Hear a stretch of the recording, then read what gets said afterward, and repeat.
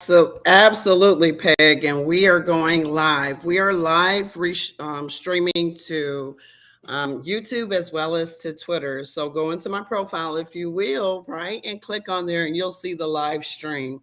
And today is how do you operate communities in social media, whether a team or silo or why. So I want to take a few minutes, run y'all through this really quick, and then we're going to dive into the information to set the stage for today. So hopefully you have an opportunity to look at that before I go into this presentation that you can see is community building and digital transformation, right? So my inspiration is community is everything. And when you look at it, I'm Yaeunda Williams. I'm the founder of Everything Metaverses. Who are we? We're digital marketing for mindset, niche, and digital real estate. I'm a full-time business owner with a limitless mindset. It allows me to connect with you naturally through my spiritual gifts to create content worthy of your time. How we began, right? How we began is humble beginnings. We were powered by big dreams. Like I started on Twitter speaking to myself and the whole world about, am I crazy? I can't be the only to be lonely in this new world. So our products, we are affiliates and we support. How do we support? We support in mindset coaching. So your community, whether it's values, goals, mission, time management, self-talk, aura, emotional intelligence. And the classes that we offer are live, group, and physical meetups. The Genius Room of Web3 is another one of our products in Metaverse. Iron sharpens iron. So we have sponsors, we have affiliates, and we have partners. And we meet up to build out loud and in public with transparency. We have lunch and learn on Thursdays where we do digital real estate, international real estate, and tokenization. We work with trained professionals on emerging streams of income. Our community development and support. This is Cheatham. This is Melody. We help you engage in community communications, strategic design of the needs and roles of the community, and how to leverage and scale your community. Social media analytics is my baby. We help you identify, serve, and maintain your target audience. We are super analytics at the core of your social media platforms. And our promise to you is that we only use science, energy, and consistency. We employ people of all backgrounds. We value eco-friendly solutions. We only sell products with proper approvals, and we are a resource for Web3. Where to find us? If you click this link, I'm Yaeunda Williams. You'll be able to find us everything Metaverses. We do human resources, fashion, social media, and real estate. You can follow us on our social media pages, which is really cool. And this is how you get in touch with us. So let's go. Let's go. Phantom, what do you have for us this morning? Can I butt in for 1 second? I just want to tell you the audio is spectacular today. Everything's working really great over on YouTube. And I just saw the, you on the live too. It was really good. Thank you, Peg. I got a new microphone, so my microphone is sitting next to me. It's pretty big, and it's like, whew, you pay that for a microphone? But yeah, I do. So I'm really excited, and I want to do more of this training, who we are, right? So part of how we operate communities is we got to tell folks who we are first. So go ahead, Phantom. Yeah, on that. And I think that this was the whole question we had yesterday, right? Like, how do we define what a community is? How do we welcome people into the community?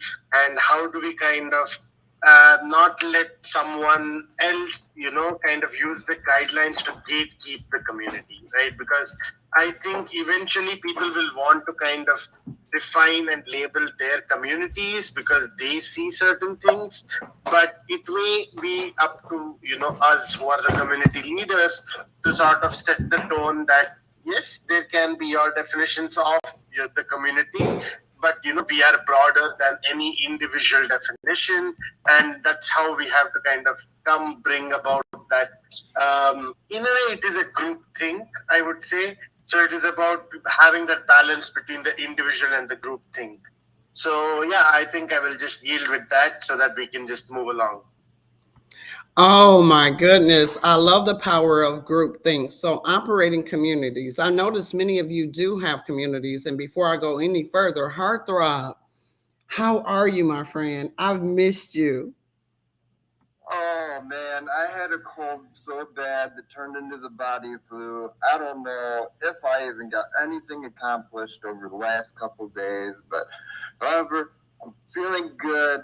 I just got my blog done for this morning, another inspirational story, so I'm feeling a whole lot better. Yesterday was my roommate's birthday, so kind of focused yesterday around that, and I am so happy to be here. And I'm catching, I got to catch up on messages and everything because I'm falling behind on keeping in touch with people. But however, it's a bright day, the sun is going to shine, and it's going to be a positive and wonderful day. Because you say it is going to be so, it's going to be so. And you say it with conviction and you remind yourself of it. And then, by the way, take your shoes off and get into the grass. Root yourself. It's going to be a fantastic day, Heartthrob. Excellent, excellent. So, we had an opportunity to talk about communities, and most of you all have communities, right? So, I want to talk from your natural, like I introduced who we are, but how are you managing your community? Real conversation. So I'm gonna give y'all the opportunity before I go into it, right? So let's go into it, right? So let's take a look at it. So I'm gonna share this and I'm gonna share everything with y'all. The first thing is I'm going into Twitter, right? So when I go into Twitter, hopefully it'll take me into Twitter because I'm doing this live. Y'all like, what? So I'm doing this live. And the first thing I want you to notice is that on the left-hand side here, you have communities. So the challenge and the question that I have for most of you is, do you belong to a community or are you operating a community? And if you're operating in a community, what does that look like? So I'm going to show you this community. This is several communities. And why I'm able to see these communities is because I belong to these communities. Now, activity in these communities could be suspect. What you mean activity in the communities, right? So we're about to go into my community for Metaverse and Web3 network. Part of my community is one, this tells me I have 8 members that are wanting to join. So when you're setting up your community, it's important for you to set up things like about. In your about, you're able to write your narrative in there about your community, but also what the rules are for each one of your community members. So only community members can tweet, they can like, or they can reply. So all communities are publicly visible now. Okay, well that's cool, right? And my community was created over a year ago in June of last year. So you set your rules and you're able to say, and you can customize these rules. So inside here, keep tweets. They give you a generic, but you can also add to it. Have fun, be expressive, right? So then who are your moderators? This is key. So I have 2 moderators, right? I have Tanya and it's myself that moderate. These moderation roles, you want to build out as much as possible with people that you trust that can assist you with moderating. Okay. Now there's moderators, there's content creators, there's administrators, there's many roles that can be played inside of a community. Okay. And that's just to keep your engagement going and thriving, depending upon why do you have a community? So when you start to see who your members are in the community, right? The aim for me is to know a little bit about every single one of my community members. So I'm able to see who my very first community member is right here when I established my community. So that person is very special to me. And then everybody in sync, every single one of my community members are important. So now you go through, and like we're looking at the who, what, when, whys, and what with the about that you have to set up. Now we'll head into home. Home tells you, so first I pinned my community at the top, right? So I want it always to be what you see is community and how our members growing, right? And also I can find out some analytics behind my community. So, and this is really looking at how many impressions have went through just where I'm posting, hey, do you want to join the community? There's been 24 out of 267 of the community members who have liked this community. And there's been 8 retweets. So I'm gonna go on mute for a moment and I want to hear your thoughts from what I don't want to data dump as much as I want to walk y'all through this community and what would be your assumptions just from that if you were to look at that from community management. So then you look and you see community members are posting. There's one person that engaged and there's one person that put something on there. So this is your solve for community management. I'm gonna go on mute for a moment. Hector, Yomi, want your thoughts? Community management is a very important aspect, especially when, it's more emphasized here in X, maybe more so than other platforms, right? Just to be able to kind of, look at what and who's supporting, right? I'm one that supports those that support me. So it's always good to see exactly who's active, who's retweeting, who's commenting, who's reposting, right? You tend to, want to give special attention to those that are, showing you attention, right? Or just sharing what you're sharing. So the community management aspect of it is really, really important because relationships matter in X, right? This is really how you grow your community, just building one relationship at a time. And, having the tool to kind of determine, who's really out there supporting what you're doing and, paying the extra attention that you need to cultivate that relationship, I think is really, really important as well. It's an important aspect of X, right? The community, just building out communities, like I mentioned, more so than other platforms. So it's an adjustment as well because, you're looking at analytics a little differently in ad platforms, like Twitter. I'm not sure about Instagram. I'm not sure how detailed they are in giving you the analytics that can help you to make your day-to-day decisions, right? How is your marketing going? Are people receptive to the content you're creating? What times during the day is your content being more received? Kind of picking up on what the algorithm is doing, right? And that's what one great tool to do. So, with my approach to community, it's I support those who support us, for me, I guess you could say, and you look at what the data is telling you, and you make decisions based on what's working, what's not working. It's there's really no one size fit all, right? It's really just dependent on what content you're creating and if people are receptive, and there's just so many things that come into play, right? But I love how you're able to break it down and make it easier for us to understand what exactly we should be looking at. That's my 2 cents so far. Thank you, Hector. Yomi? Yes, I am more so of a community member. I do not manage a community, and I don't even know if I could just add that to my plate because I think managing a community takes so much time, takes so much strategy to build it out. And since I'm limited on my engagement, I just support. I support. I get into my communities when I can, and I support them.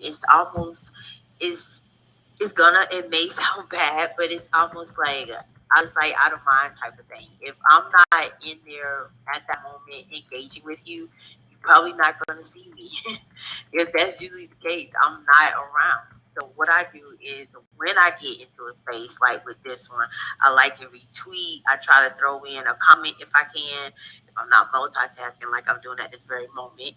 But and I'll try to support that way. I have communities, this one as well as the Wildcats and others that support me. And whenever I can get into their spaces or get into their community events by liking, retweeting, or trying to share it out. I have an AI art community that I'm a part of. I rarely get to interact with them. I have one day in particular that I try to roll with them just like I do in here. And whenever I can, I engage in their challenges, their open and things of that nature. So when it comes to community, I love my community, but my time in here is very limited. So whenever I'm in here, that's how I support.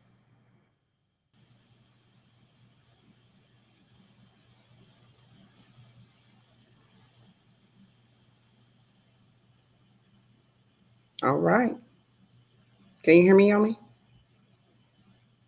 Yes, ma'am, I can. Okay, just wanted to make sure it didn't cut by you. I appreciate that. And you bring something mindfulness to the leaders, to the speakers that are listening, right? So we have 4 retweets, like literally 4 of them in the bottom right hand corner. Y'all like, we saving this alpha. It's too good. We will not share this. We will not retweet this, or we will not comment. What case maybe, it's okay, y'all. I like the fact that you reminded us of a limited member, right? A limited member, because it's so important to keep them engaged and keep them a part of the community as much. So meet them where they are. Don't make them feel anything but appreciated and welcomed. So when they come, meet them where they are. Great point, Yomi. Very great point. I appreciate that. Phantom? Yeah, I mean, I think I just celebrated 1,000 followers yesterday, and that eventually led me to have like a very powerful space yesterday, right? Like I got about 30 people listening in constantly for about maybe at least 2-3 hours, and I got barely maybe 10 people the first time. So the growth is just there week after week, and the people are coming in and resonating with the message. So I will say, Yomi, like we all start out as members, right? But eventually we become leaders of our own community because people will come to us seeking our guidance, right? So they see us as a thought leader. So maybe you don't see yourself right now, but wait until like you find those people who seek your guidance, who seek you out, and they will make you that community leader. So when they do, right, I think that is the more important part. What is it that they look up to you for? That is going to be very important. What is that you enable? What are your values that they perceive and see you as a leader?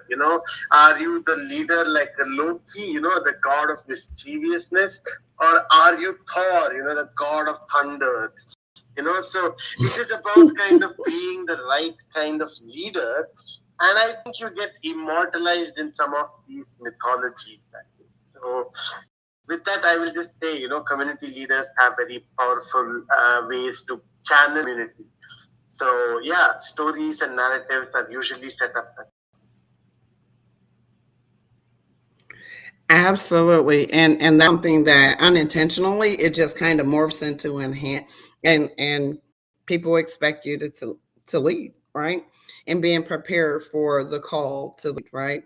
So and this is authentically leadership when you're looking at those communities. So I want to take you into this piece of the analytics, right? Notice I have all this stuff from bookmarks to ad connects to monetization to Expo, some other things, right? So Expro allows for me, our agency, to be able to run ads and provide solutions. Here on Twitter, we're able to do that. We haven't just yet, but we plan to. Microsoft, long story. We're going to move on from that one. Showing you the premium though, and looking at the analytics, I always start there. Y'all know I look at how I perform. Coming out the weekend, look. This is an indicator, and this ties directly to your community. This ties directly into social media, right? And whether you have a team or a solo. So some things that I just look at really quick is impressions are down, visits are up, links are up, reposts are up, and media views are up. My likes are down, my followers are down, my engagement is down, and my replies are down. So it's telling me something I'm doing. Either if I want to stay green, I need to do something different. Okay. So I then go over to have a community dig in, and then we're going to tie this in. So this all begins with the end in mind, but I head over here to this analytics page, and it's showing something different. It's showing my impressions are up 75, almost 75%. It's showing that my followers are up almost 500. So I'm able to dig in. So I'm getting two different metrics to dig into on how I operate communities. So I operate communities from analytics. One, people understand who I am, what I'm about. So I fill out the about. I establish the rules for community engagement. I then look at my analytics and I go in and I'm saying to myself, uh-oh, we have a problem, right? But if I look week over week at yesterday, this is the first here. So not too bad. Mondays normally help me in my performance. Again, looking at the analytics, looking at the engagement, and looking at the visual indicators. And the last piece is analyzing this piece for your community. How do your community like to be fed? Does your community thrive on videos? Or does your community prefer to engage with your tweets, with your comments, with your likes? You have to test it. You have to keep testing to find out your community needs. How you can manage it best is taking you back to this tab and showing you my pro. So I'm going to show you my X Pro. So I'm so glad that they gave me the opportunity to do this, which is TweetDeck. So TweetDeck allows for you to be able to manage several communities and what you're managing for these communities at a bird's eye, right? At a bird's eye view. So you're focused specifically on those particular communities. Sorry, I didn't see the hand. Go ahead, Phantom. Yeah, Yaeunda, just before you kind of were going to into specifics, I just wanted to say that it's a time period thing. So each of the analytics is taking into account data over different time periods. So you can learn about the engagement and the impressions. So the impressions are like the spread of your like post. So how far it spreads is how you impress someone, so they gave you some attention. So that is the impressions. But then you kind of converted that impression enough for them to get engaging with you. So maybe they replied, they liked, they quoted, they reposted. So these are the engagements.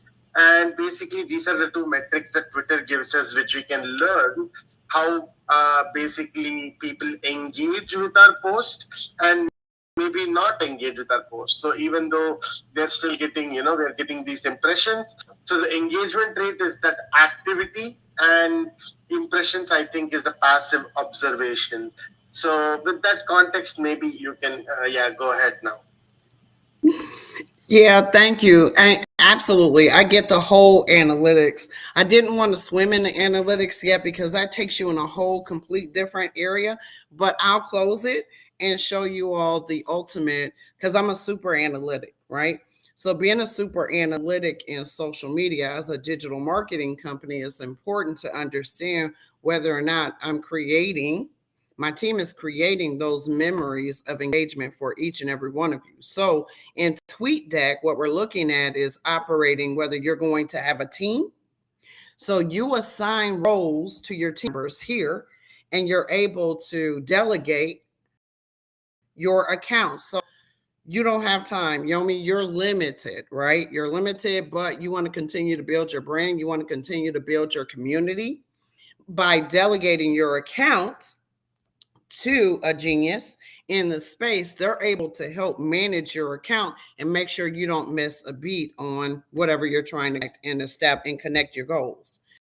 The same thing for you, Phantom, as well. So if you just say, listen, I just want to show up, and when I can, I'm going to engage, but I still want activity. I want to grow within those analytic metrics.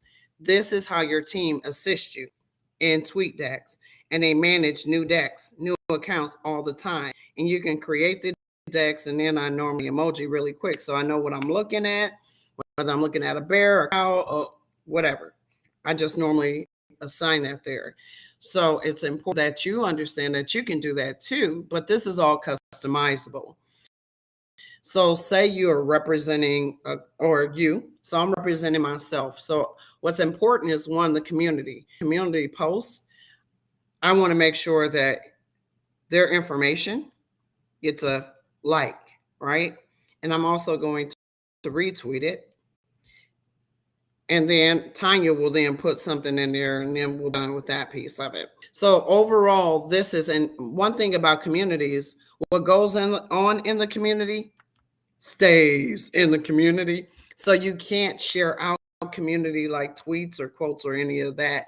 I mean, there's workarounds for all that, but right now the system doesn't allow, or the program doesn't allow for you to show your tweets in the general public. It's just only for the community.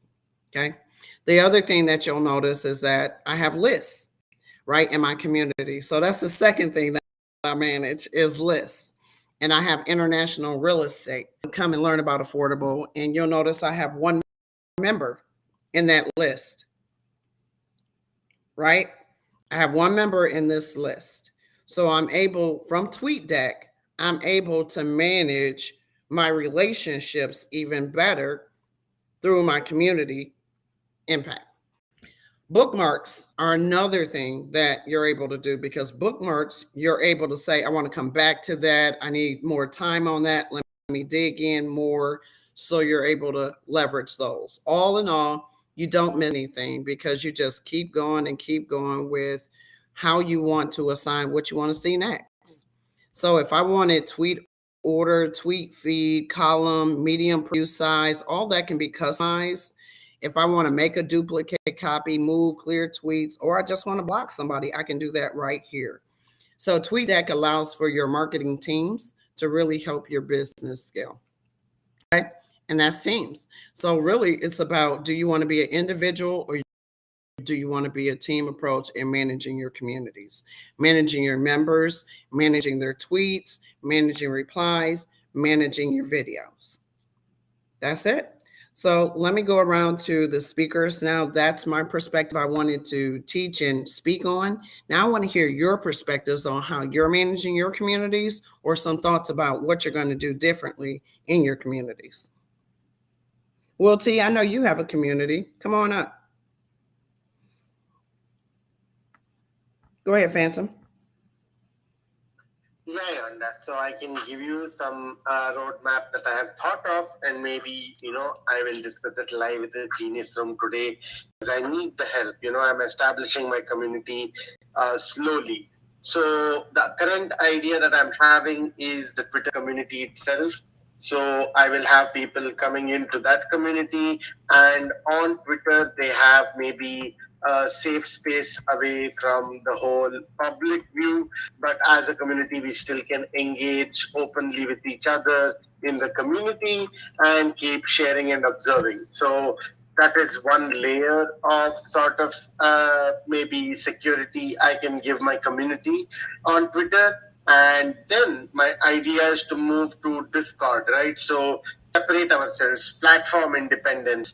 So maybe we move on to another platform for competing interest. And we say, okay, on Discord, how can I organize myself throughout the week so that I can give people the same thing? So I don't have to do all the knowledge exploratory stuff. I just know that I have a bunch of people who can just keep view on a few accounts like NASA, like ESA, and then they can come and do that for me, right? So each of them just has a responsibility, 15 or 20 accounts that they can look for and keep us updated on. Basically, it becomes like a community responsibility, but also like a continuous learning process. So ultimately, the idea is to kind of create these hubs of activity, right? And it's just about giving the right utility to the activity And my hope is to give competence, skill upskilling, and value generation, and hopefully, retaining that community of valuable people. And if not, I think I have contributed because I helped them create value for the world. So ultimately, I know I'm still having that impact overall. So it's just the way I'm seeing this community grow, and I see this as a global family. So I start with the constraint, right? I have 0 to 1, which is me.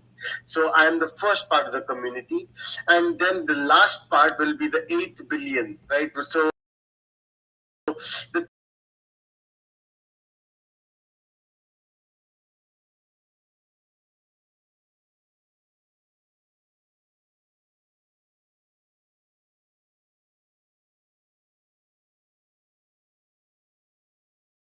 thing is that is going to be the number, but the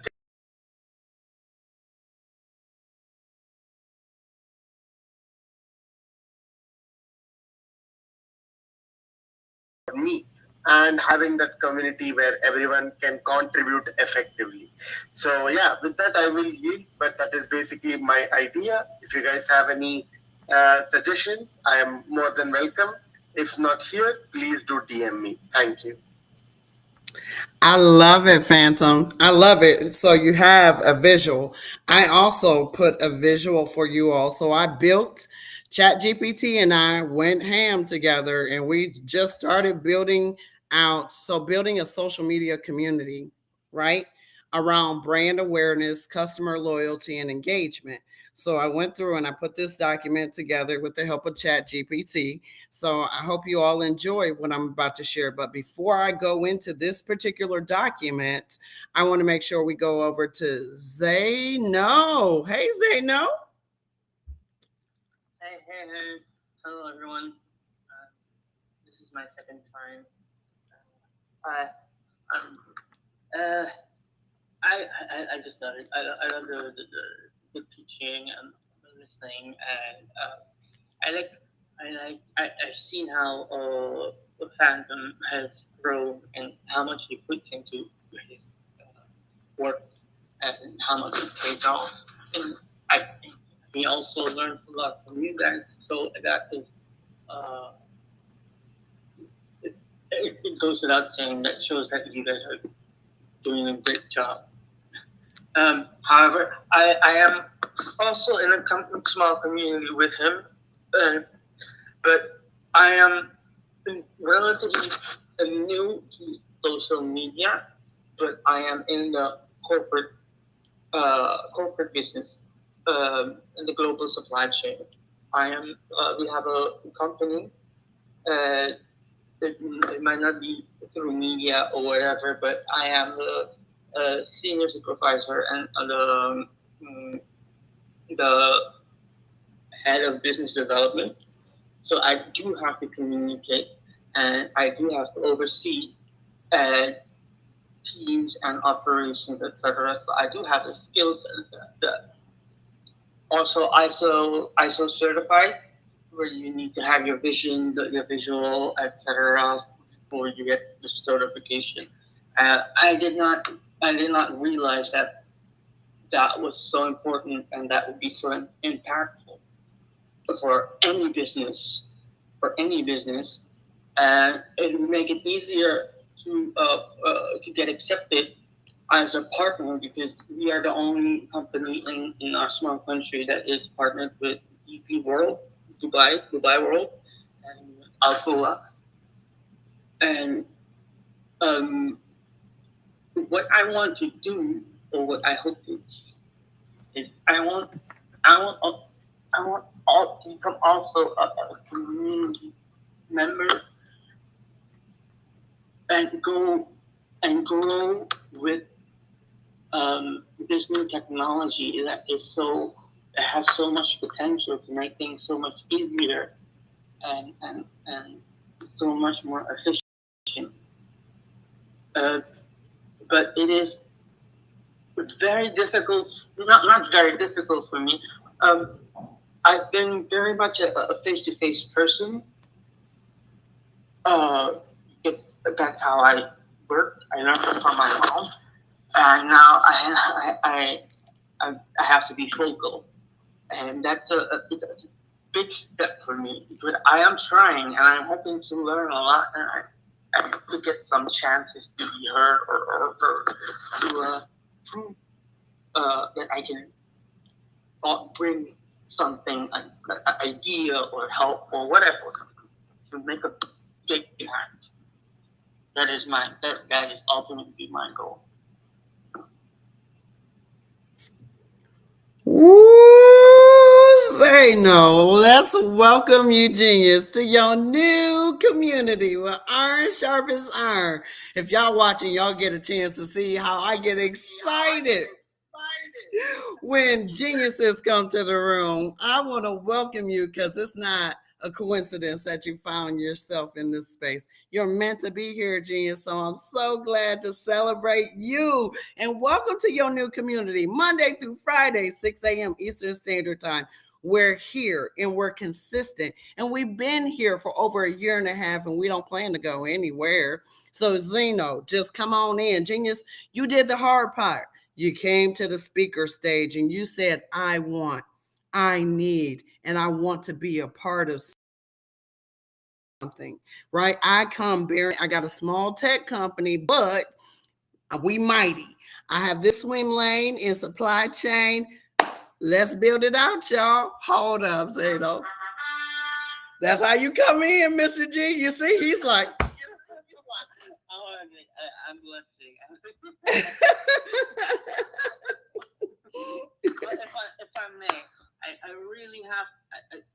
I live in Suriname, and it's so coincidentally, Phantom he's studying in Europe, in Netherlands, and we used to be a colony of the Netherlands, and we chatted once, and I told him that he has to come here and visit. But I have, like, the country is like, we are 95% rainforest. The rest is just by the shore or by the main river, and that's why I work at the port. I've been working at ports for over 15 years. My mom has over 30 years experience. But I wanna I have some ideas, and my ultimate goal, if I can just share it. I wanna build a community. I told Phantom already. I wanna build a self-sufficient community, a housing community here that is fully self-powered and self-efficient and also affordable for people here. And I know it is possible. I know it is possible. I just need the right team with the mindset and the belief that I have. Because I've been busy with this for 4 years. I already had a contract ready with some people in China, but then COVID hit, and that was a disaster. Mm. But every time I came this far, something happened. Yeah.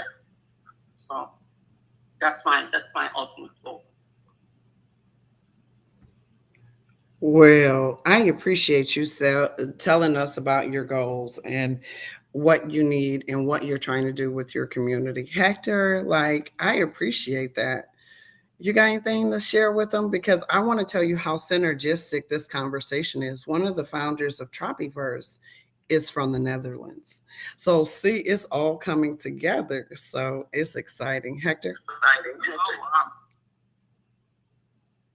Yeah, no, I'm personally excited for you and your journey. I think the number one thing is to be fluid, right? Be open-minded. Things change all the time. You have to be pretty much just, you have to adjust to it, right? Because what worked yesterday might not work today, right? So you have to always monitor and see and really look at your analytics and make decisions based on your analytics. So, but I'm excited for you, my friend. It's an exciting journey. It requires a lot of consistency. You have to show up every day for your community. You have to just make sure that you are consistent in your content.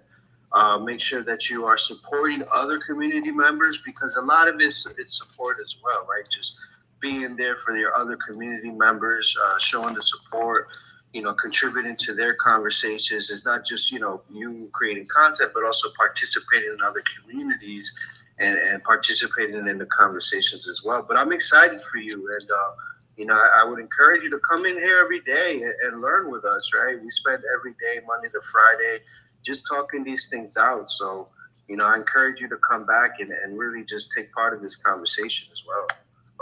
I will. Thank you. Thank you very much. Absolutely. Hector, I'm gonna send him my calendar link, and maybe we can set up a 15-minute meeting of the minds and really look at how the Genius Room can support you even more, right? Because I believe that a lot of solutions in life exist right here in the Genius Room. You need somebody to talk to.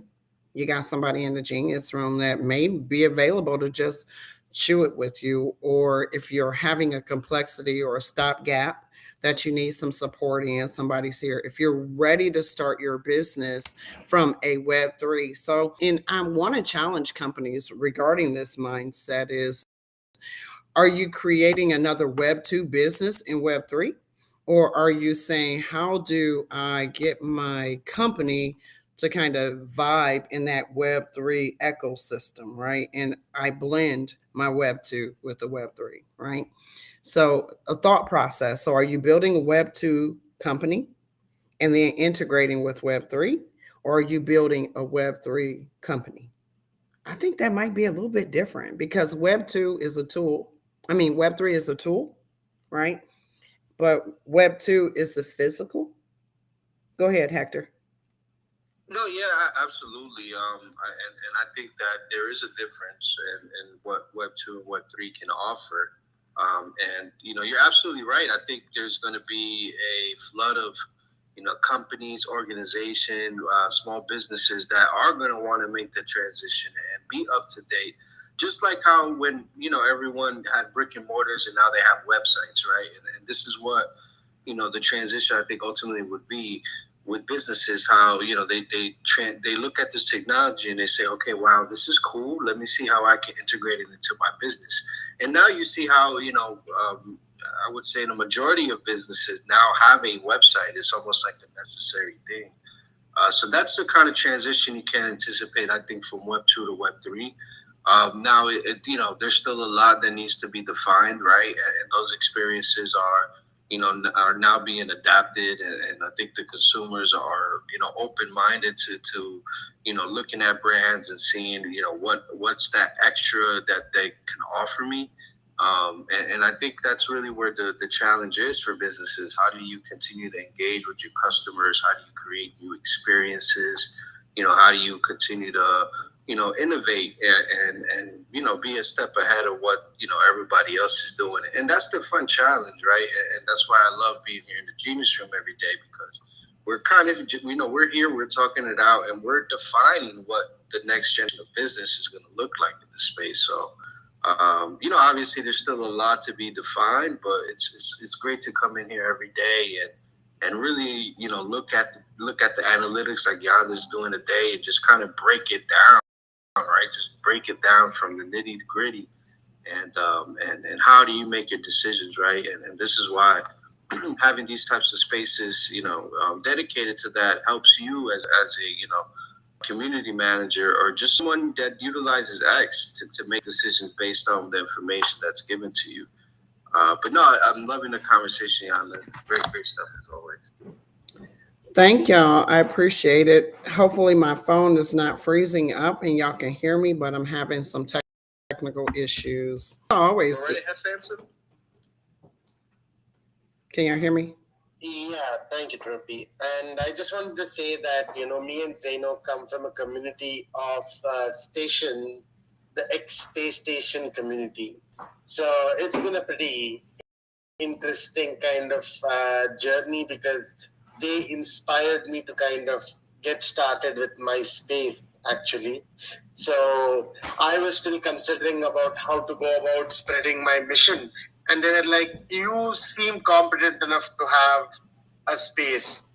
So I was like, okay, I think I can. And that push kind of got me started with just, like right now it's just,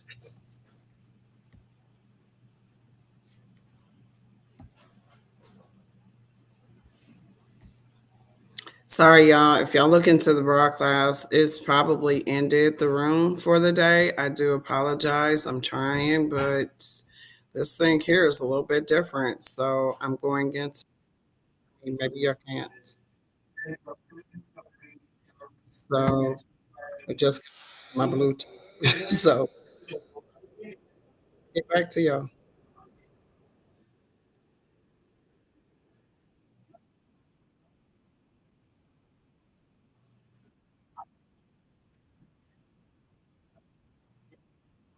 do that. So that's just my 2 cents. No, and I think you brought something up really important, like you said. Don't overextend yourself too much, right? Because there's so much going on in X, so many different communities, so many different people to support, right? And yeah, you don't want to overextend yourself, then end up not really supporting, anyone, right? So I love how you brought that up, Phantom. Absolutely. And thank y'all. I listen, whole thing shut down, came back up. Thank you, Phantom, for really talking about your self-regulation and how you become a part of a community, right? And so I just wanted to point to the screen really quick and walk y'all through this Word document that ChatGPT and I put together, right? And so it's building a social media community to increase your brand awareness. So at the end of the day, as you're transitioning into a social media, what's your goal? What's your goal of coming on here? Is it to connect with new customers? Is it to engage with customers by reading content? Do you want to increase your brand awareness, make people aware that you're out there and you're doing business? So define your goals before you start building your community. You want to have very clear expectations why you are creating community. You want to generate leads. You want to increase sales. You want to create brand advocates, or you want to offer customer service, right? So decide what you want to do. For instance, creating brand advocates, right? If people know you, if they feel like they're a part of your journey, if they feel like they understand, then they're more apt to refer you to a paying client. They're more apt to pay you or refer you to your target audience based on what your goals are. Choose the right platforms and tools. So, depending upon your goal, your audience, what you want to focus on in the social media. I focus on your mindset around business, your mindset about your career, your mindset about social media, your mindset about what's fast approaching through education. And that's what the geniuses do here in Web3. This is earn, sharp, and earn. So you come in here, the geniuses put it together and say, okay, here's the platform. What platform you on? Oh, you picking TikTok. Why you picking TikTok? So, do you want to entertain? TikTok allows for you to put 60 minutes. Oh, you can do a whole hour? Okay. Oh, TikTok allows for 3 or 4 people to comment on one content tweet. Okay. Or TikTok post. Got it. No problem. My daughter this weekend, there is a troll out there. There's a troll out there that is saying some really dark energy things. So I said, my kids saw it and they were like, oh, no. So literally, they took my phone, they green screened it, hid this content, made sure somebody couldn't comment, and did some other stuff. And then said, now, mom, go ahead and say what you need to say. I was like, huh? So again, making sure you pick the right tools, because some of these platforms can do some stuff that I had no idea. Like these young folks, they're digital natives, y'all. These young folks, they're digital natives. They like, listen, whew, my goodness, it's amazing. I'm an OG at this. If you want to reach professional and business to business audience, you might want to look at LinkedIn and Twitter. You want to be strategic about that. I met the number one athlete in the world yesterday, right? And he had his BMW McLaren, and there was a couple guys that had their McLarens, right?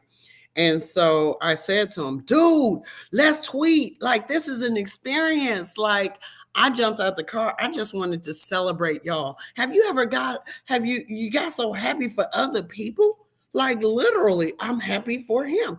So I said, let's tweet. Let's connect. He wasn't even on Twitter, y'all. I said, dude, you the number one athlete. You not on Twitter? Oh my goodness. That started his whole thing was, Yomi, what's your sign?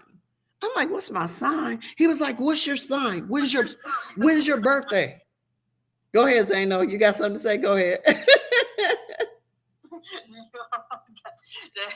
I can't help myself when people do that. What's your sign? What's your sign? And the fact that you found it so hilarious that he's not on Twitter.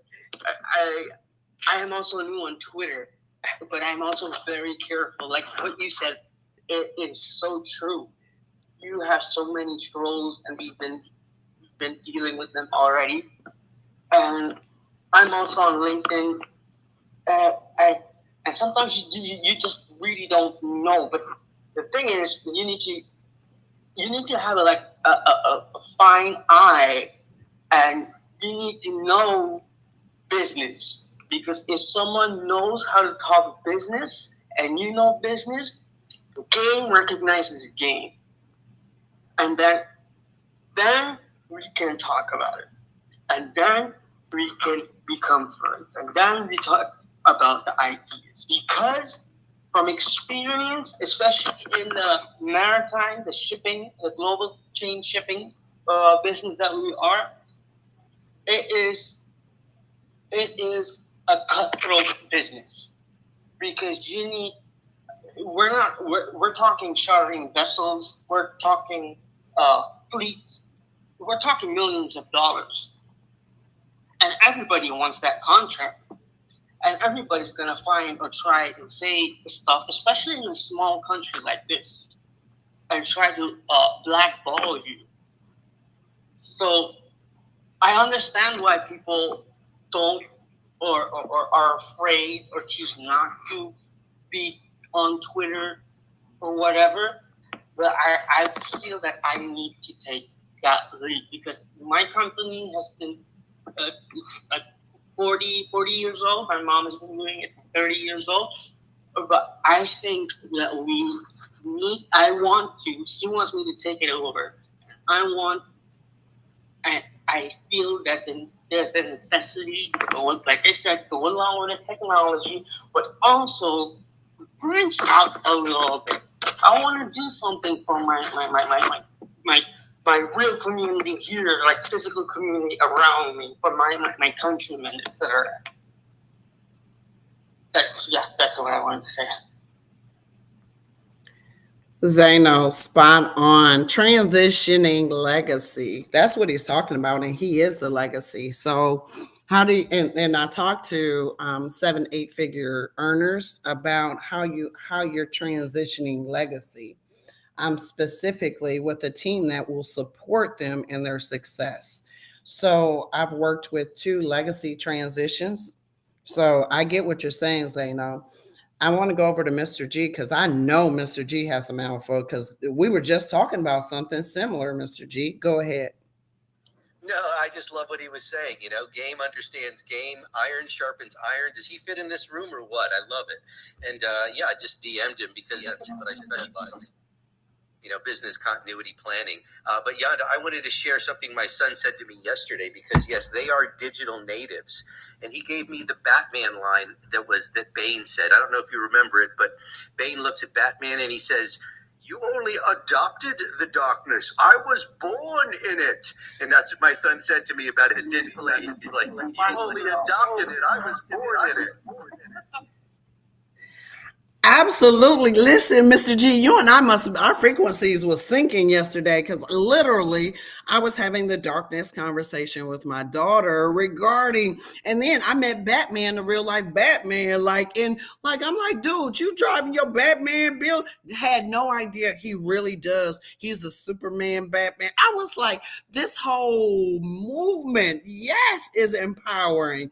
These young people are activated. I'm trying to help y'all understand this new. My goodness, this is great. Yomi, how you doing?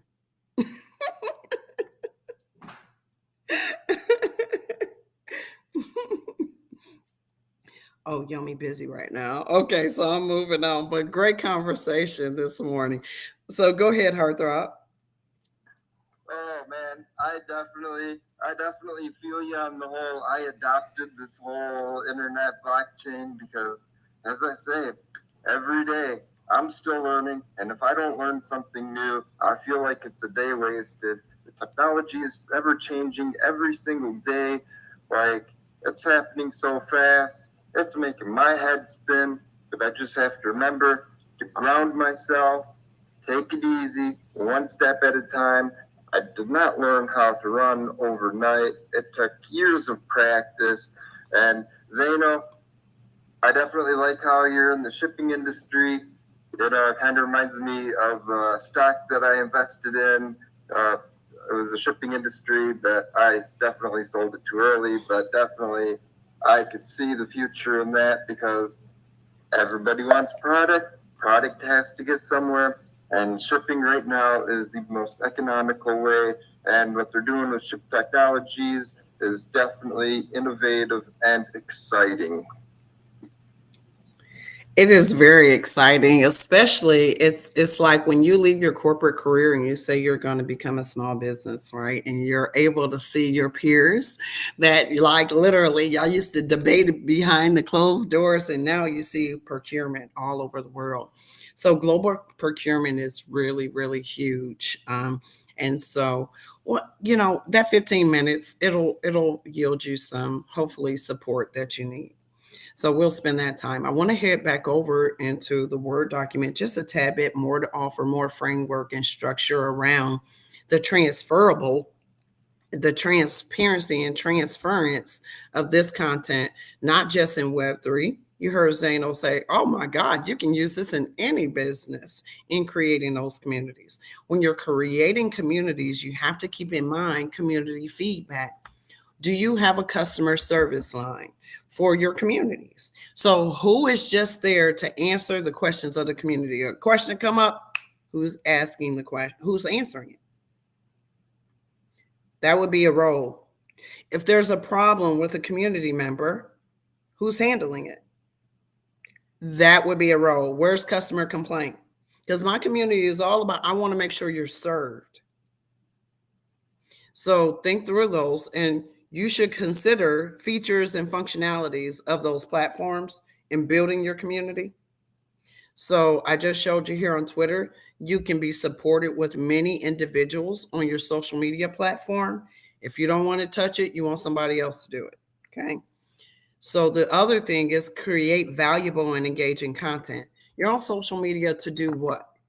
Engage. If you don't have the time to engage, you don't have the wherewithal to engage. That's what the team is here for. And then who is engaging?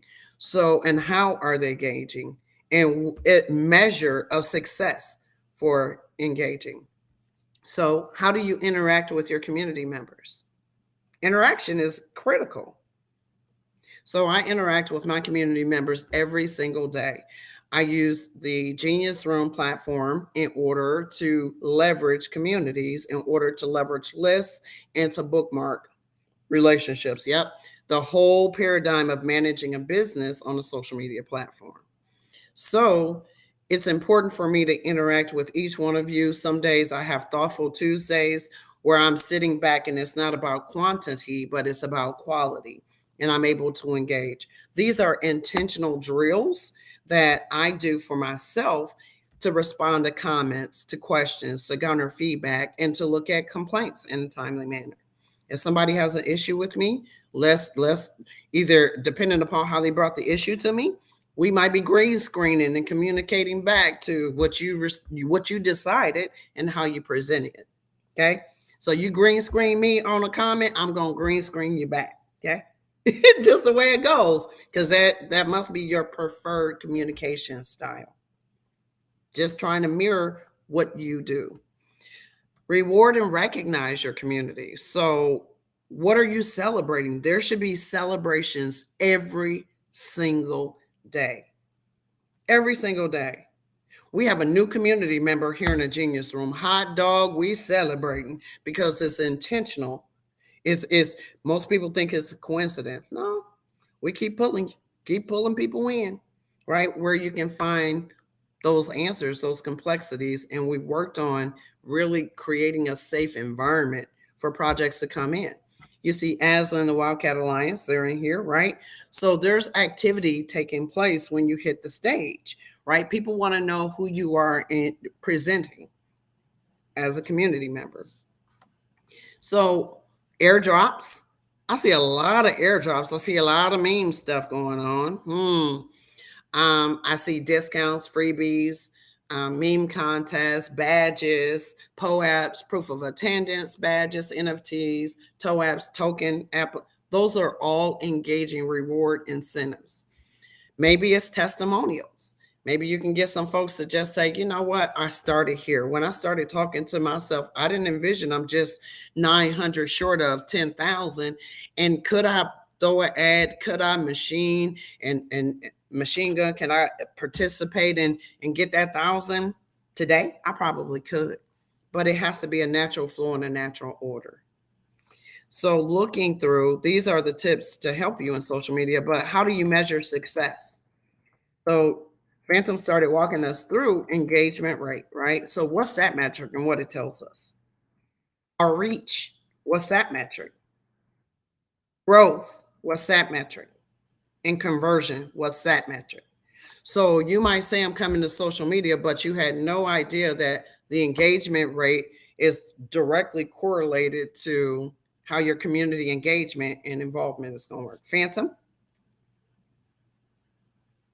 Yeah, I mean, you started speaking my language, and I was like, let me chime in a little bit again. And you are right. Like, it is about quantity and quality management, right?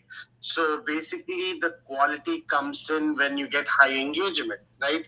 You did quality work. It was such a high quality that it pushed me to engage with your content.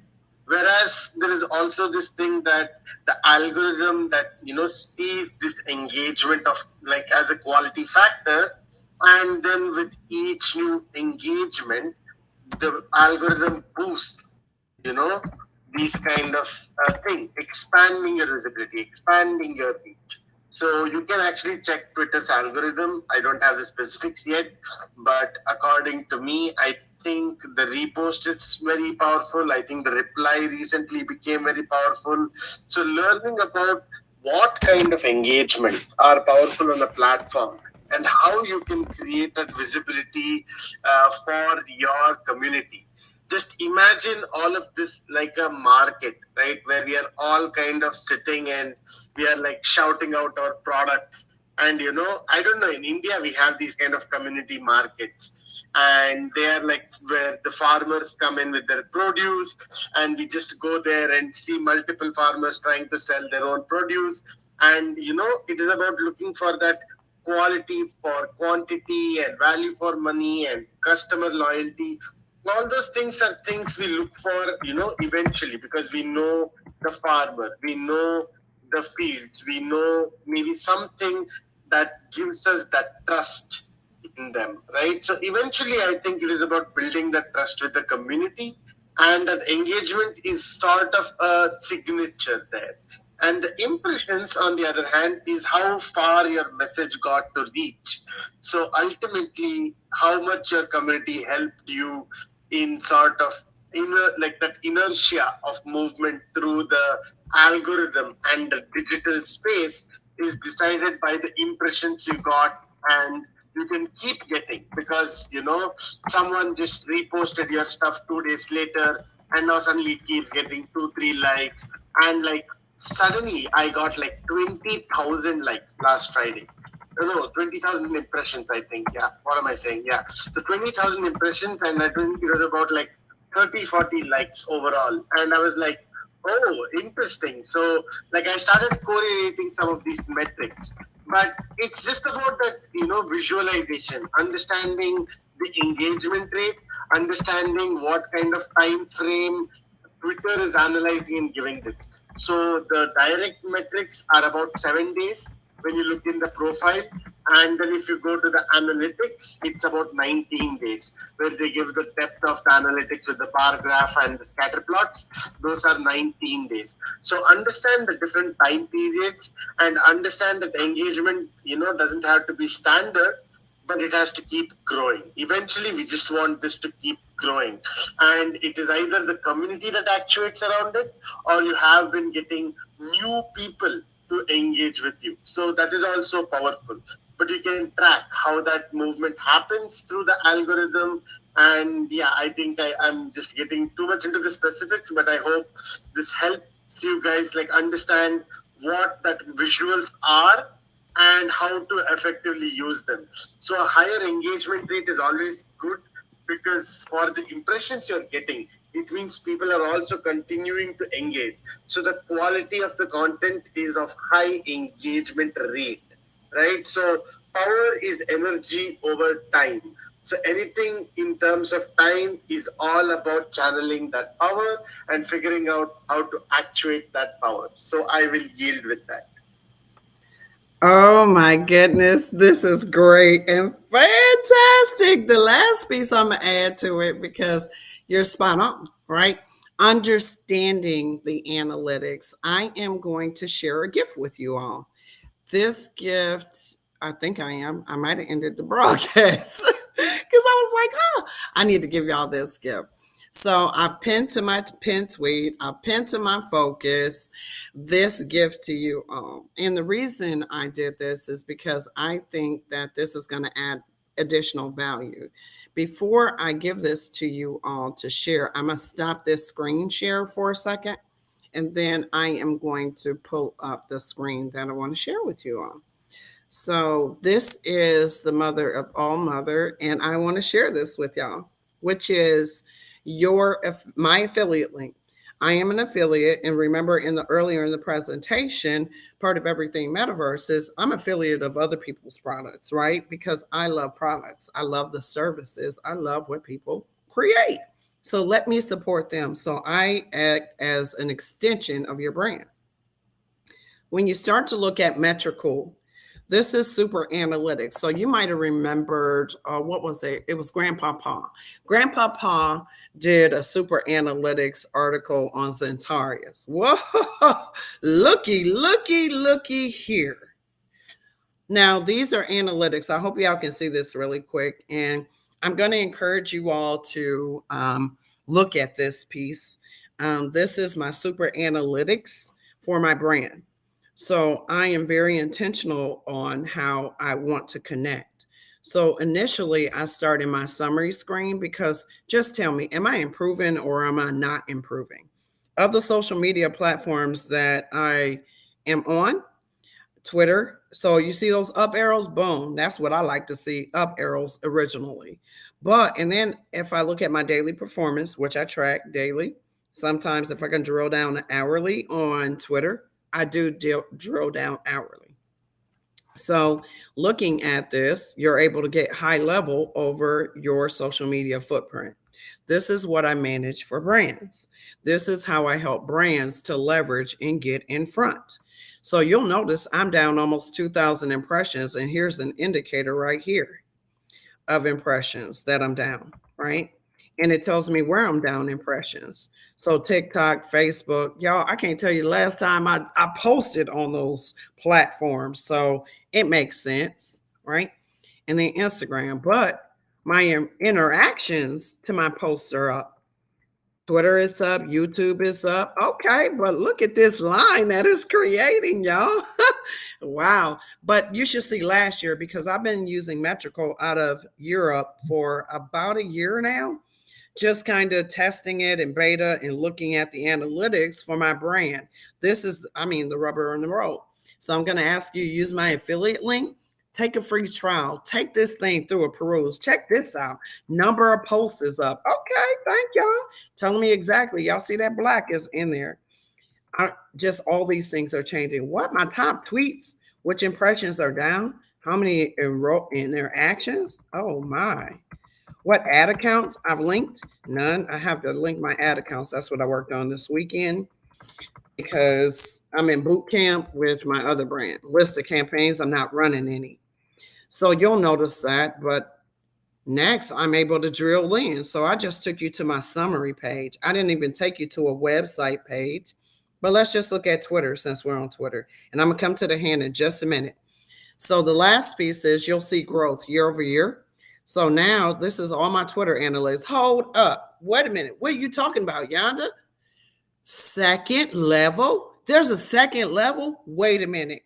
So you mean to tell me I'm getting 10,000 followers, but not all my 10,000 followers are active?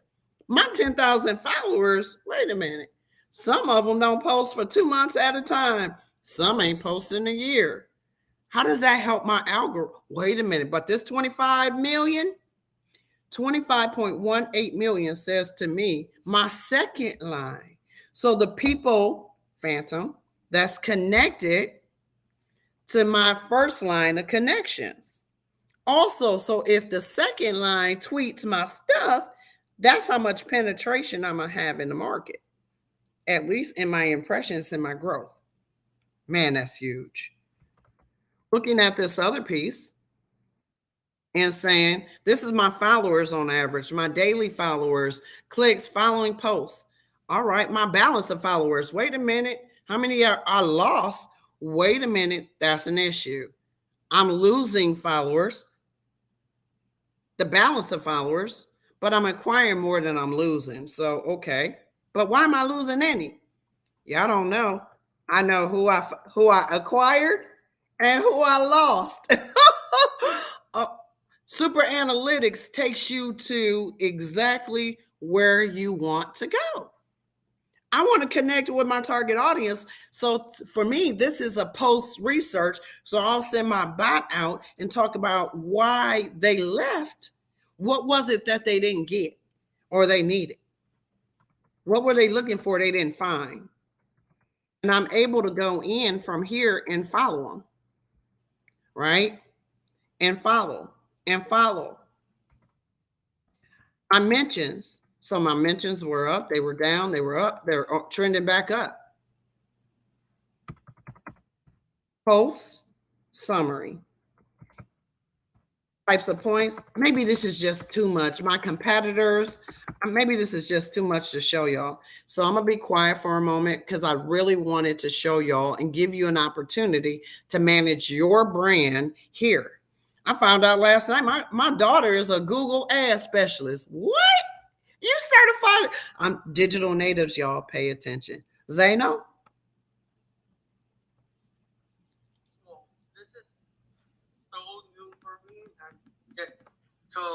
So familiar. I think it's a transition from physical to digital, because what you were talking about is so true about it's almost when we're talking about the drills, it's almost like the yearly audits that we have to do.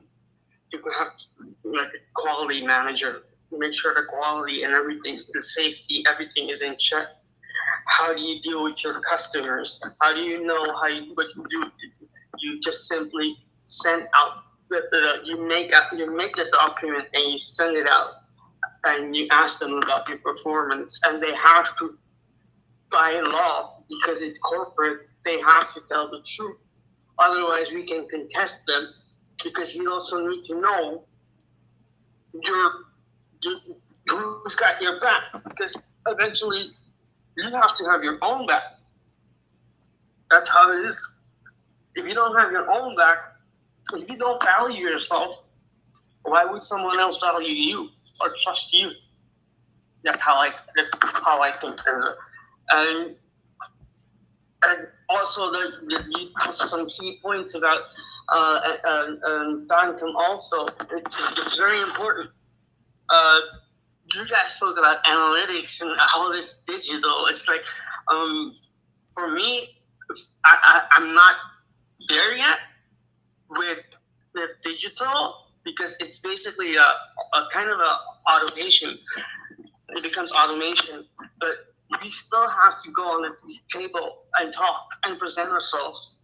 But you need to adapt yourself to the person that you're talking to.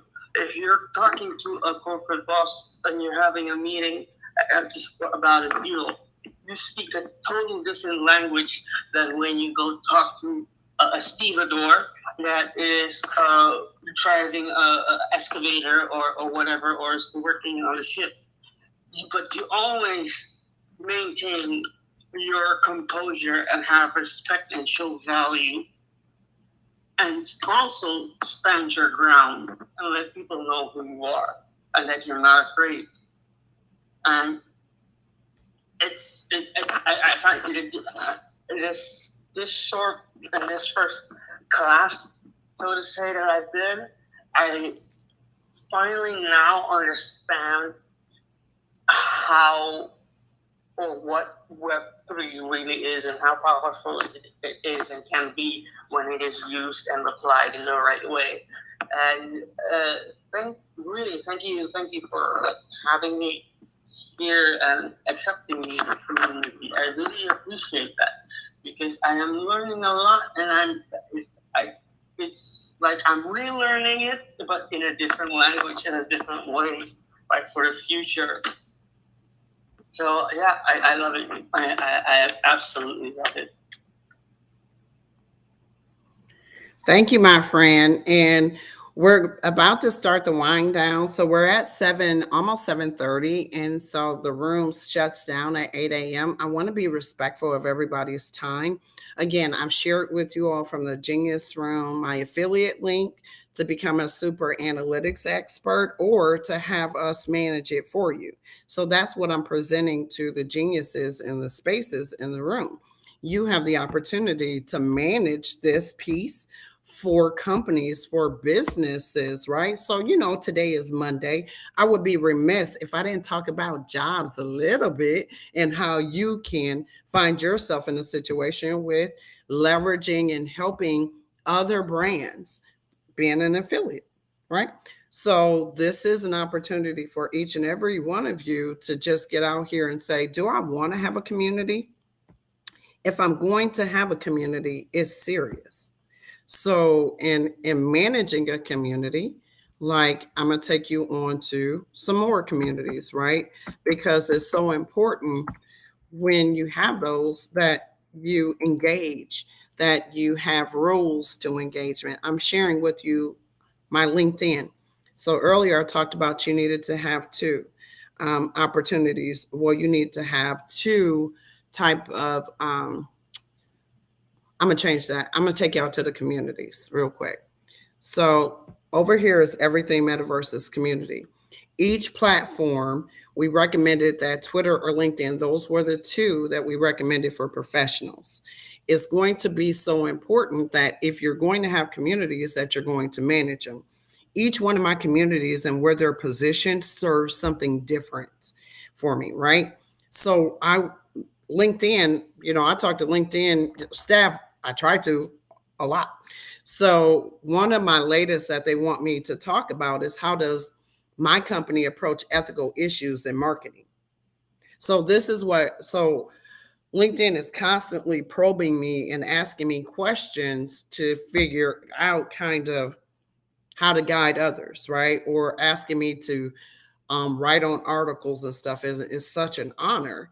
But this community is really connecting. I'm a tour guide. So I actually, on LinkedIn, I take them into an immerse. So I take Fortune 500, Fortune 200, 2,000 companies into the metaverse and give them those immersive opportunities and experience through this particular community. So there's just under maybe 200 in this community. That's it. And then I have two more communities on Facebook. And those communities are a little bit different. Those are for my OGs that's just out there, that's just like, hey, y'all, things are changing. Y'all might want to come over here and pay attention to what these younger folks are doing, but also where the world is headed. Phantom? Yeah, Yaeunda. And the whole integration of different presence of our identity, that is where I definitely see this kind of discussion heading. Like, how are you representing your brand on these already present centralized infrastructure networks, right? So these are all the networks that exist already. These are the existing solutions. So we are kind of trying to retrofit the decentralized systems around them, and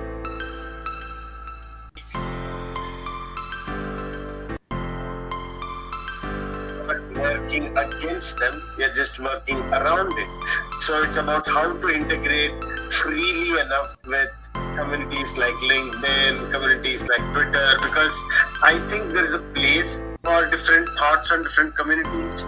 So maybe I want to discuss more professional thoughts on LinkedIn, and I want to discuss a little bit more sociable and personable thoughts on Twitter, and maybe I want to share some media on Instagram. And these kind of integrations are pretty cool to kind of have this interaction with different types of people online, and you leverage different algorithms to maintain your presence, right? That visibility, because you can actuate on that visibility eventually to get your product in front of them. It's just you have their attention ongoing and retained to kind of bring them back for content, and one day instead of content it is product. So what Zeno, I think, has to realize is this is the demand chain analysis. This is the market research. This is about figuring out how to sell our idea, right? And I think we all think we know how to sell our idea until you meet like 8 billion people who have no idea what your idea is all about. And you have to relearn what they think of your idea in order to sell it to them. And that, I think, is the eventual meeting of the supply and demand that facilitates trade, that facilitates value exchange, and ultimately it facilitates this financial transaction that we all so love to, garner and visualize as the ultimate goal. So with that, I will yield.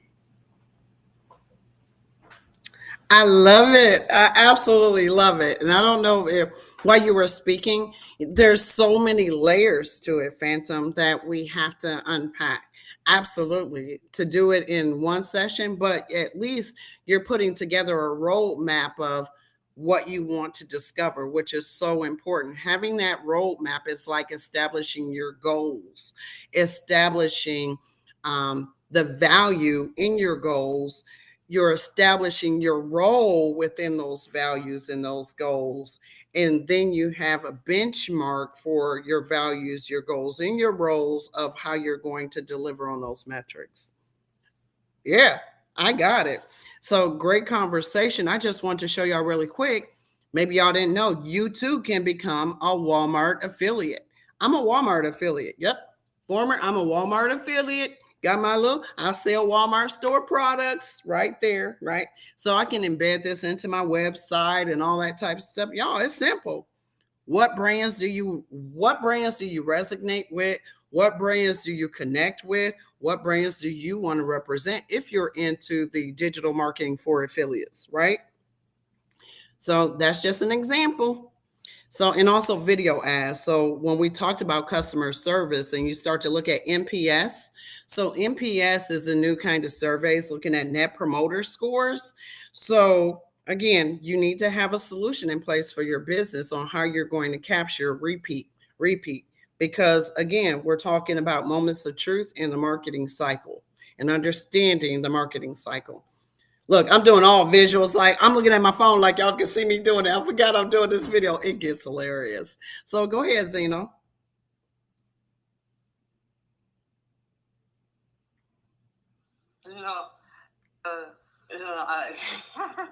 I almost challenged my what Phantom said when he said that I need to realize that this is the demand part of the. It's not. I totally understand him, but I do understand the demand and supply because I am in the global supply chain. So, but this is just a different way of it's a new way to do it to get it through because I almost feel like you guys know the Wolf of Wall Street, right? Sell me this pen. Sell me this pen. And I'll sell you the pen. I'll sell you the pen, and I'll give you a whole bag for school. I can guarantee you that. But I'm just playing with you, man. But I love you. I love you guys. And that's it. And so I want to be very exact with my message of the future, because when you look at mass adoption, right, and we take it back to just the internet, right? So we were born with some of us were born with the internet, and we understand how we were able to get the consumers to buy into even turning a computer on, nonetheless working on it. And it happened from enterprises and institutions. It didn't happen from a grassroots and individuals. That's facts. So what took place is I looked up and I was saying to myself, how the heck did I miss this? Is the question that I asked myself in the 90s. How did I miss the dot-com boom? Like I sat right here and it just built around me, and this was crazy. If I ever get a chance, my commitment to myself in the 90s to ever get a part of a huge paradigm shift in the world, I want to be on the forefront of whatever that is. So understanding that institutions and businesses, a large scale, come on board and they say, hey, y'all, we want to try and move this. So I decided I wanted to watch the World Economic Forum, right? They publicize it. So I'm like, what they talking about over there? Okay. Prior to getting into Web3, I had no care in the world because I didn't even know I should even be looking there. But when I said, okay, so if the World Economic Forum sets the agenda and the stage for kind of the powers that be, well, who am I any different? So when I saw they carved out the metaverse area, I said, okay, they're going to be focused on it. Okay, and this is the arm that's going to be focused on the metaverse area, right? So really understanding that we're in a time today that is moving. So either you're a part of history or you're a part of, you have no clue that this is going on right now. And so when you start to look at global procurement and supply chain and logistics and time and factoring in and going after those contracts, you're right. Everything has historical data, but where does all artificial intelligence come in, where they can forecast a little bit differently for you in your supply chain? Want to head over to Phantom? Yeah, Yaeunda. And I perfectly understood what Zaino was saying, but I think that the idea is at some point the pen becomes obsolete, right? And then we are left realizing, I keep saying this over and over. Think big, act small, channel the medium, right? You have to figure out what is the medium of communication, what is being effective, and we are kind of relearning some of these things together. And we are channeling these kind of uncertain markets. Because I will tell you something, right? Learning what the World Economic Forum is going to do is hard because they work on the most complex problems. And they are working on reducing the risk themselves. And the way they do it is by controlling us, by saying that you guys are stupid, you guys don't work together, you guys don't know how to handle the resources, so let me use it because I am more valuable than you. And that is something I do not agree with, right? Because no matter what you say about economics, the human value for idea should allow for some level of that equal opportunity in handling resources. So to address this, I realized that we have to leave this physical realm, work in the digital realm first, secure the entire public in the digital realm, and show them that the order can be found and their order can then be reintegrated back into the physical governance models. And that is my ultimate goal, right? But that is not something now. When I start saying that, I am controlling you, right? I'm giving you exactly what I expect to happen. And that ultimately doesn't work out. So I want to keep an open message. I want to help people understand these systems, and I want to help them retrofit themselves comfortably with the systems without calling the system out for that corruption or whatever. Because yes, they were failed schemes, they were failed systems, but they were attempts to do something that we can work with the idea and see what made it fail and try to make it work again and help the humans, get the job done because someone else did. Right? The suboptimal solutions exist in the world already. It is up to us to optimize them each time with better innovation and integration. So I am always out here to listen to how you solve the problem, to then say, can I solve it better? Can I do a better margin?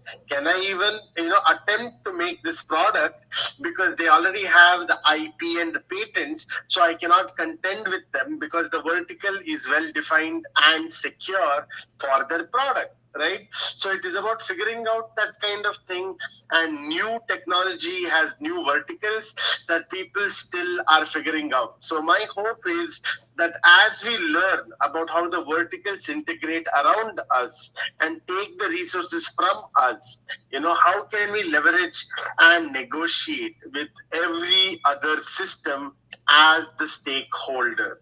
So that is ultimately my goal, and it is up to me to define my own global stake, right? I can at least understand it because I'm a systems engineer. I can define this framework, and then I need every customer to customize the framework and give me their custom needs further on. So that is where I can understand the supply side and demand side from my product's perspective. But the demand analysis for the free market itself is something that is constantly something I have to adapt my product and my project to. So that is kind of where I will leave this for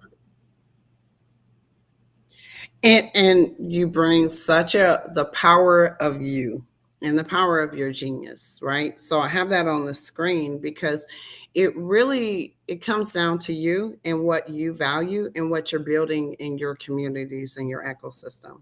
Again, if you're only going to post in your communities one time a week, okay. So chances are you might get some response, you might not get some response, just depending.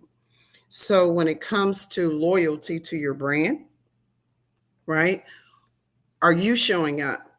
How are you modeling the expectations for your community? Are you teaching your community how to engage with your content? Are you making engaging content where they want to engage? Are you creating an inclusive environment where your community feels comfortable sharing so that they're able to say, okay, and there's reciprocity or there's growth for all? So that will be the challenge in looking at the power of you and operating your communities. Again, you have a manual process to managing your group because you see your group at 1 now, but your group's going to grow times that 1. So when your group grows past that 1, how do you keep your hands around your community? They matter to you. Remember, you had a goal around why you established your community. So you're establishing communities. You're a community member, you're running a business, and I'm just laying those priorities out. Before I go to the hands, I'm going to head over to Web3 Grandpapa because he's been my mentor, he's been my coach, he's been my partner, and we found each other here on Twitter. So this is the area that he's inspired me. So Grandpapa, I know you got some alpha on this. Give us some thoughts. Well, firstly, good morning, everyone. And it's great listening to everyone's perspective. And I've noticed that Phantom's perspective is changing the more that he's been in here as well, which is fantastic as well. And it's good to see a vast array of speakers up talking. I've been listening more lately. There's too many great people wanting to talk, so it's hard when I like to listen to other people's perspective to talk all the time as well. I would say overall with communities, people take very different tactics, depending what you want. Like at the moment, for the last week, I've been working on building some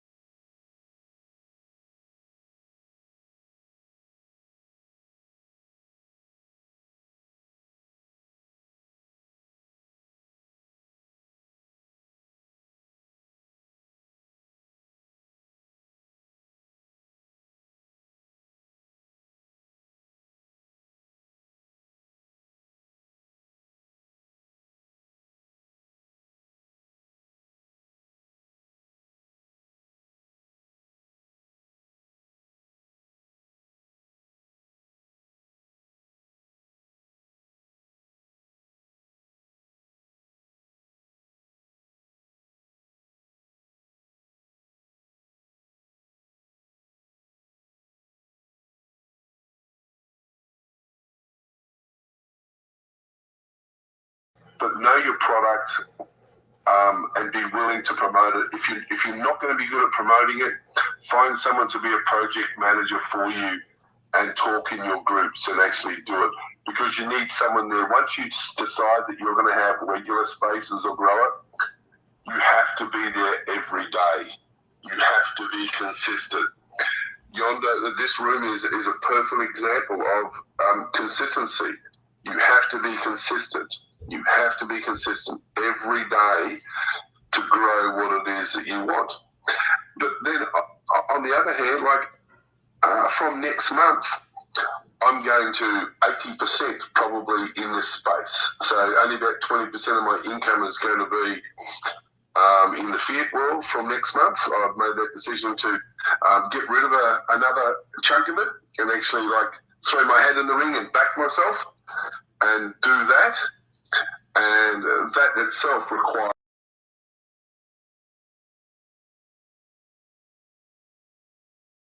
and working on the other skills that I'm lacking in, and and finish developing them, and actually be able to grow in a positive manner and just enjoy it. And I think everyone's been putting in valid points, and it's always great to listen and learn in this room.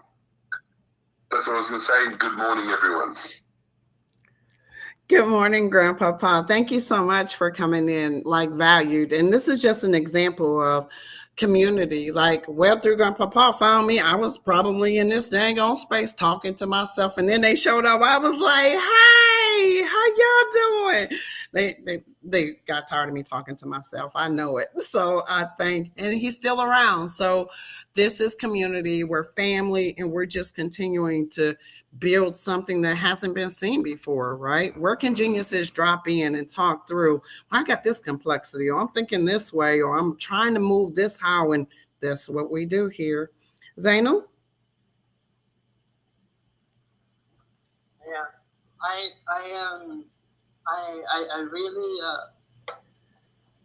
really thank you for your advice.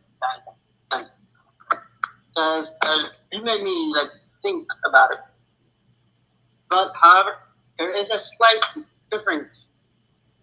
You mentioned the free market. You mentioned the WEF, etc.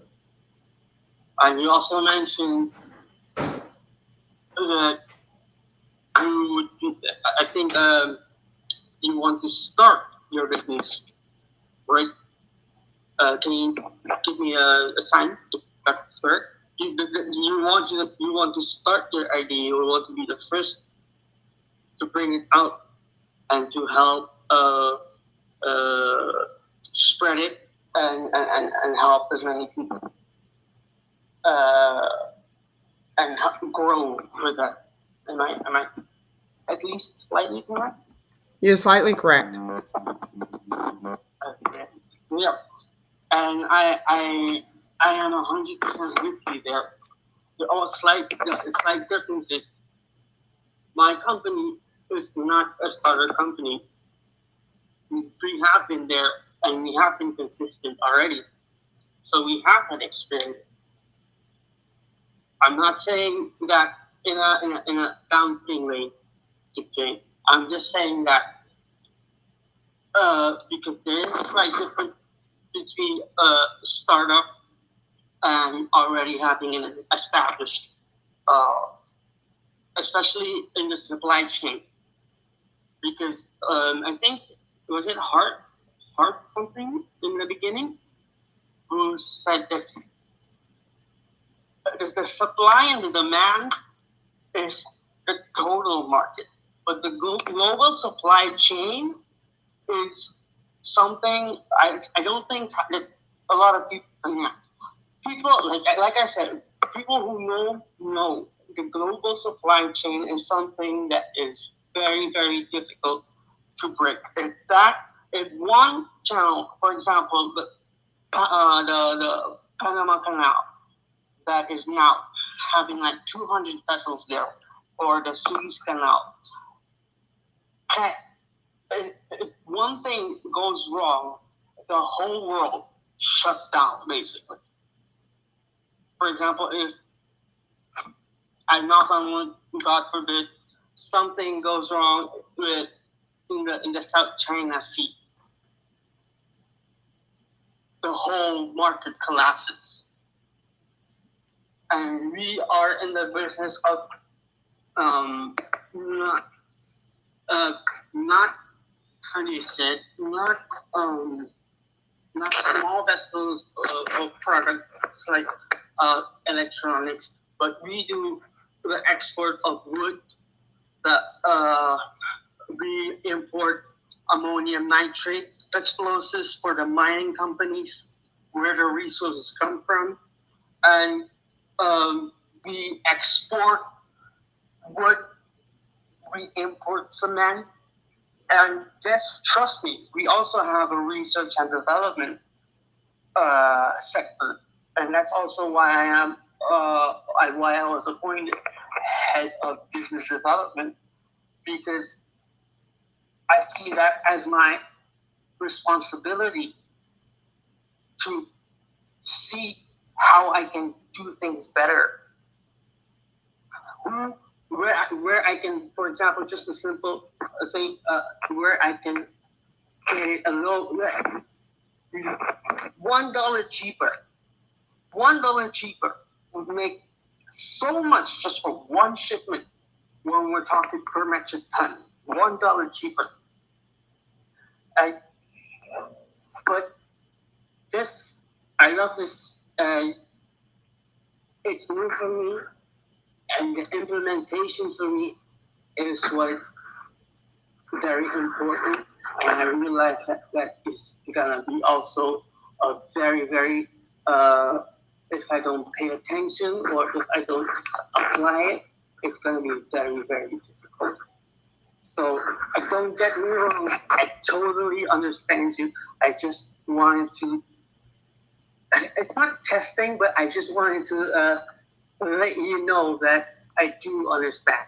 I do understand what you mean.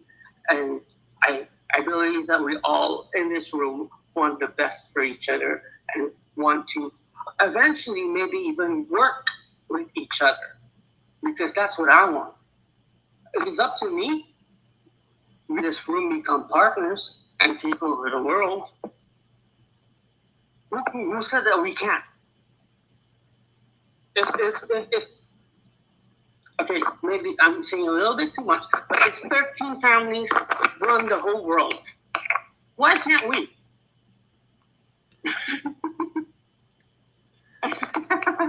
Okay, evil genius. Hold up, evil genius.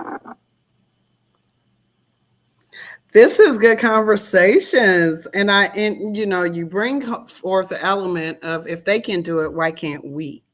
If they can do it, why can't we? So it all depends on if we're solving for a they. And I would tell you that in, global procurement and supply chain and those pieces, right?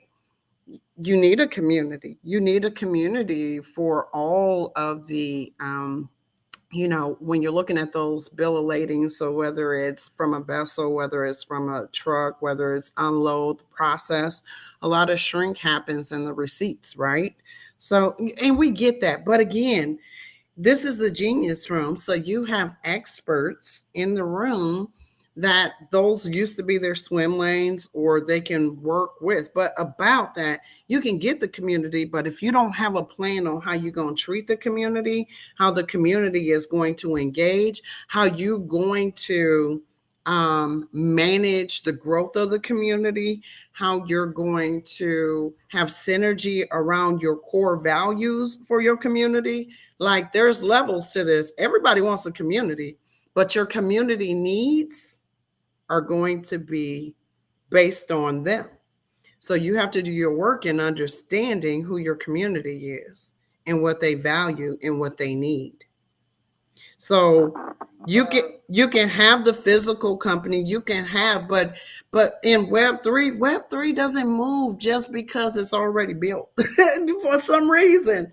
Web3 moves according to some other characteristics, I think. So what makes each individual move towards something? Well, that's an individual quest. For me, I move based on how I feel in the synergy of alignment, right? I move based on time in, time out, and how you show up. I move based on the authenticity and the realness of how I feel. My energy, I'm all tapped into it. So that's how I make a determination whether or not I want to do business for the future or not. That's how I do things. Okay. So it's important to understand that.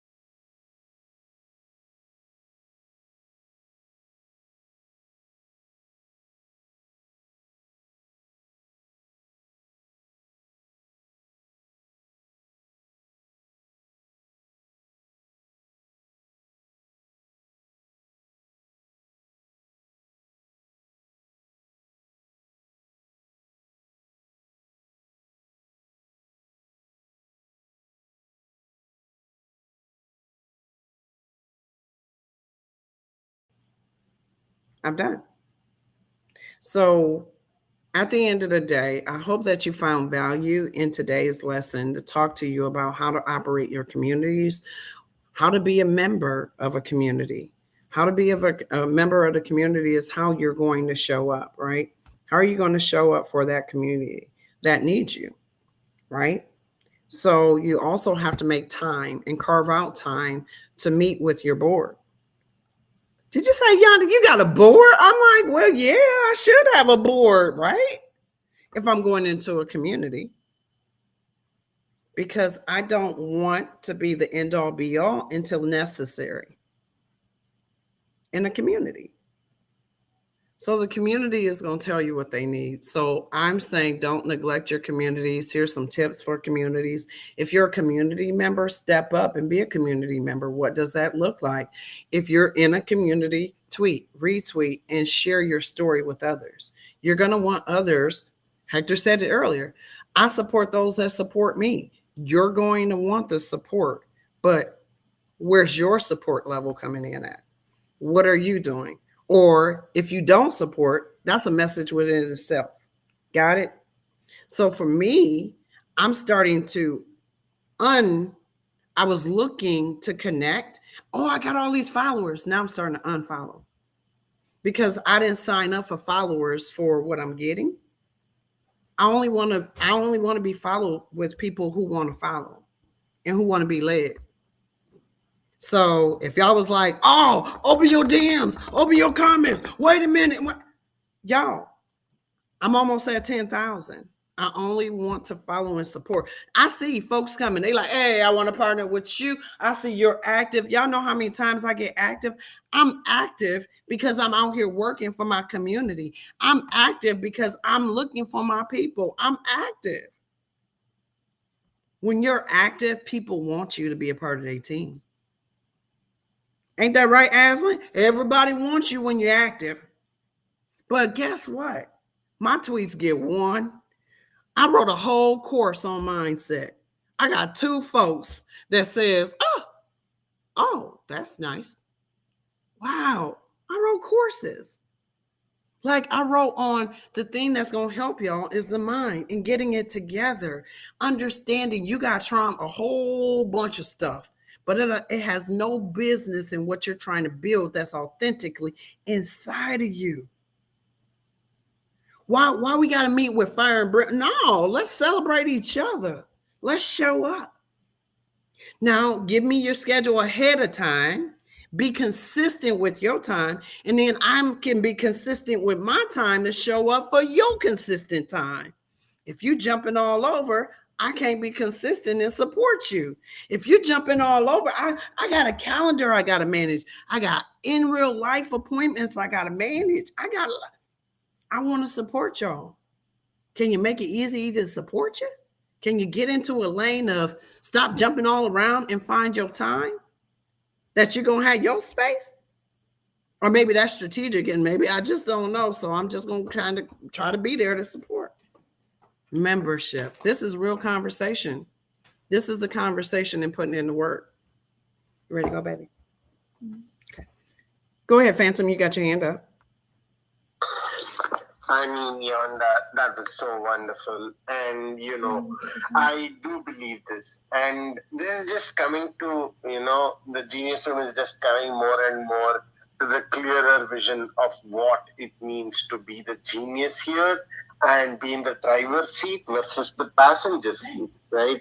So I do believe that there are people out there listening in, and maybe they are the passive observers, but there are also those actors who actuate on this and do this work for whatever reason, right? So I still have my, 30, 40 hours of report writing and other academic work that I do. And then maybe I spend maybe an hour and a half or 2 hours responding to posts, creating some post for the day and planning for the weekend space. And overall, half of the time I do that is when I'm sitting here listening to you guys. I can take down notes. I can think about content. So that concurrency is very powerful, right?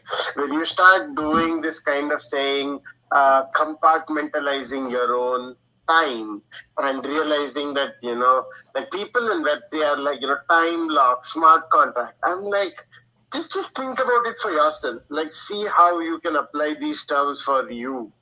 And the engineering is just about, organization, right? And I think that we all want to be organized, but we all want our own sort of personal freedoms incorporated in that organization. But then we realize, oh, if I want my freedom, then I have to take that freedom from someone else. And that is something that we are not, up for talking yet. I think. But the idea is that, all your interests are contending within the organization as you organize. So you have to learn to integrate and work with everyone and organize around the system. And that is kind of why I'm here, as a beginner of a project manager or a systems engineer, looking at you guys from the theoretical perspective. And I'm like, can I give you a new challenging but powerful framework that actuates you? Can I do the multidisciplinary optimization? Can I do model-based systems engineering? Can I do life support systems design? All these frameworks are things you have not thought of and learnt of, but maybe there are user needs for which you can contribute to. And if we get them to the right products, it's all about working with the industry, right? So we become the demand chain, we become the supply chain, we decentralize, we negotiate, and we empower ourselves.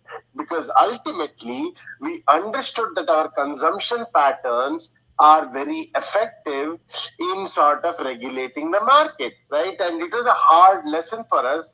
But from Web 2 to Web 3, we are slowly learning that we have to be more essential in our consumption. And, maybe there are things that we reward ourselves with, but spending too much of our money on things that only extract value is not useful for society. But I think there is also a